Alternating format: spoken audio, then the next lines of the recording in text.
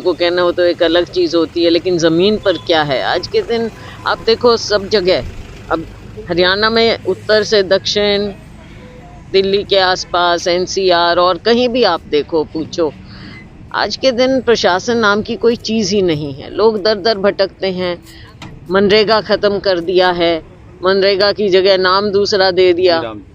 हाँ, अब नाम कहते हैं भाई महात्मा गांधी के नाम से इनको, हम कह रहे हैं कि महात्मा गांधी के केवल नाम का मसला नहीं, नाम एक है इस चीज़ में कि भाई आपने नाम बदला, लेकिन इससे ज़्यादा जो बात है वो ये है कि आपने महात्मा गांधी के सपने को ख़त्म करने का प्रयास किया है। जो उनका एक सपना था कि गांव में स्वराज हो, गांव में सभी लोगों को काम मिले, तो ये काम दिया गया अधिकार के रूप में, गारंटी के रूप में, और 100% उसका जो उनके वेतन थे वो केंद्र सरकार से आते थे, अधिकार के रूप में, गारंटी।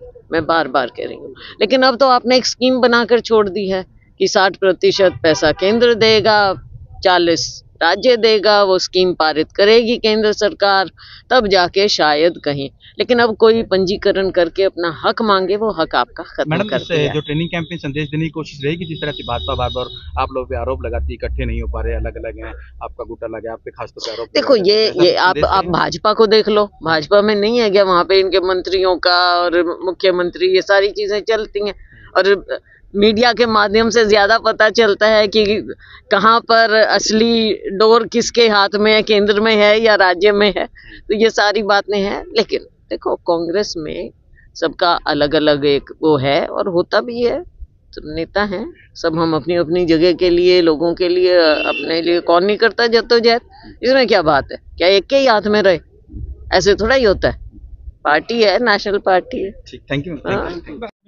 10 दिन का कांग्रेस का ट्रेनिंग कैंप है। पहले जैसे हमारा संगठन सृजन का कार्यक्रम हुआ और नए डिस्ट्रिक्ट प्रेसिडेंट बने, तो हरियाणा और उत्तराखंड 2 राज्यों के नए डिस्ट्रिक्ट प्रेसिडेंट जो हैं उनका ट्रेनिंग कैंप है, 10 दिन का है, और कांग्रेस के बारे में, आजकल की स्थिति के बारे में अनेकों विषय हैं, हमारी विचारधारा, हमारा इतिहास, लोगों की, फिर फील्ड विजिट भी हैं, गांवों में भी जाएंगे, और 10 दिन सभी लोग बैठकर मंथन करेंगे, विचार करेंगे, और आगे के लिए, ताकि ज़मीन पर हम कांग्रेस पार्टी को भविष्य में कैसे मजबूत कर सकते हैं, वो सब यहाँ पर विचार किया जाएगा, आपको बता दिया जाएगा। आप उत्तराखंड के प्रभारी भी हैं, तो किस तरह से उत्तराखंड के लोगों को गुर सिखाएंगे? देखो उत्तराखंड का चुनाव भी आ रहा है, जल्दी है, साल भर में, तो उसके लिए तो तैयारी सभी लोग मिलकर कर रहे हैं और बड़े उत्साहित भी हैं। और वहाँ सरकार का जिस प्रकार से आपने देखा, राज्य सरकार की जो कारगुजारी रही, और कैसे रोज नए नए कांड सामने आते हैं, चाहे आपने देखा अंकिता भंडारी वाला था, और अभी जो किसान की काशीपुर जिस तरह की बात हुई है, तो बहुत सी ऐसी बातें हैं जो कुछ उजागर होती हैं और बहुत सी हैं जो दब जाती हैं। लेकिन आज उत्तराखंड में सभी लोग, जो वर्तमान सरकार भाजपा सरकार है उससे मायूस हैं, बहुत बुरी तरह से मायूस हैं।